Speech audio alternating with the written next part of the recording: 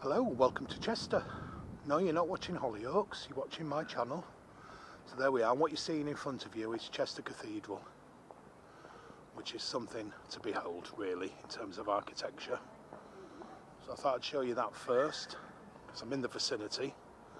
Then the next key building really I want to show you is the Town Hall. The one that's got 4 clocks, but one is faceless, the one that faces Wales. As I mentioned in a previous video, because Chester doesn't want to give Wales the time of day, apparently.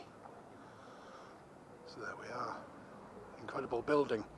So I'm going to show you something now, just briefly, as a precursor to the culmination, the climax of this video. So at Christmas they have the Christmas market stalls around here, you know, like the Christmas market they have in most places these days. This is where it is. I have a big tree. It's a nice big square, isn't it? So there used to be an entrance to what was the old market at one point, and it was here. But they've moved the market now to somewhere else. I'm going to show you where in a second. So in terms of where we are geographically, if you were to walk down that street head just to the left of that parked van, you come to Rosie's nightclub, if anybody knows that, if you've ever been here on a night out. And then obviously down to the main stretch again, where you would see the Eastgate clock and so on.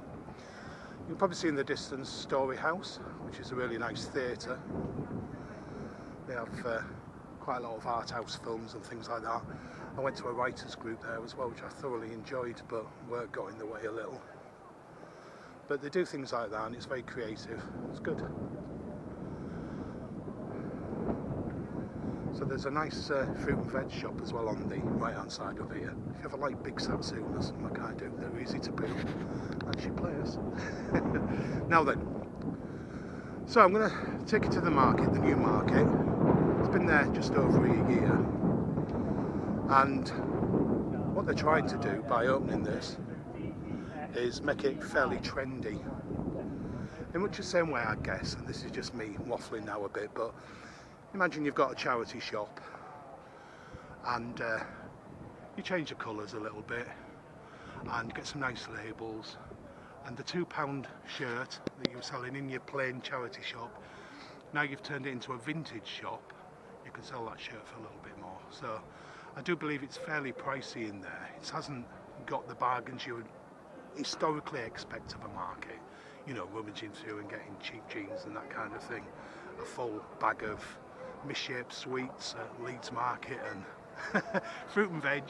So I know I'm waffling a little, but if you're expecting that kind of thing, it does have a bit of tradition to it.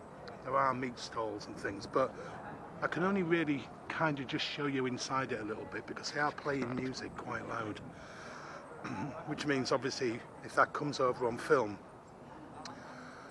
I might get a copyright strike, which I don't want. But I can do a little bit of filming and just give you an idea of it. So we've got the Coachworks Arcade. Now a lot of these businesses, Cozy Club's been there some time, but Northlight's quite new. When I say quite new, I haven't been here for about a year, so.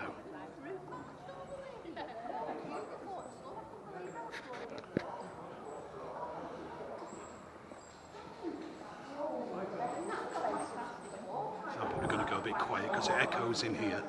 And it's bad enough people hearing me talk as it is. So you can see the green signage for Chester Market ahead. The green above.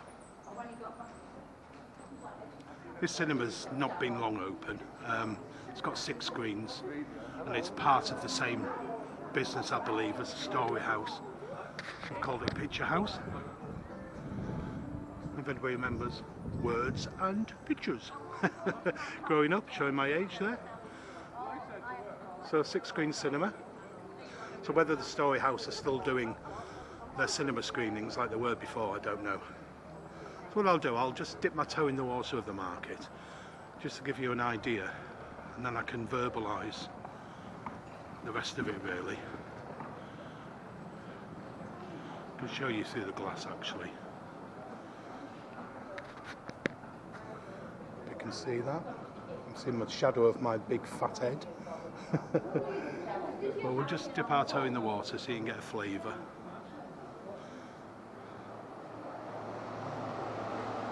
So you've got a nice Oriental supermarket. So you've got some really nice stalls actually.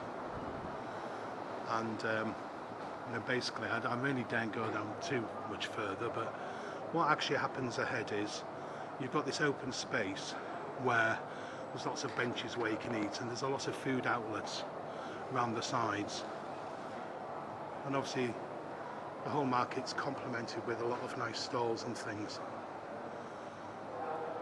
which is quite fancy. But then you've got the tradition, you've got a fishmongers, a deli, you've got a meat counter a bit further down, so it does mix tradition and a new way of doing it. I believe there's a lot of the markets in London now. When I used to live down there many years ago, I'd go down to see a friend at Spitalfields, and to be honest with you, the area was very run down, you know, near Brick Lane. There used to be a fruit and veg market, and it was scary. It really was.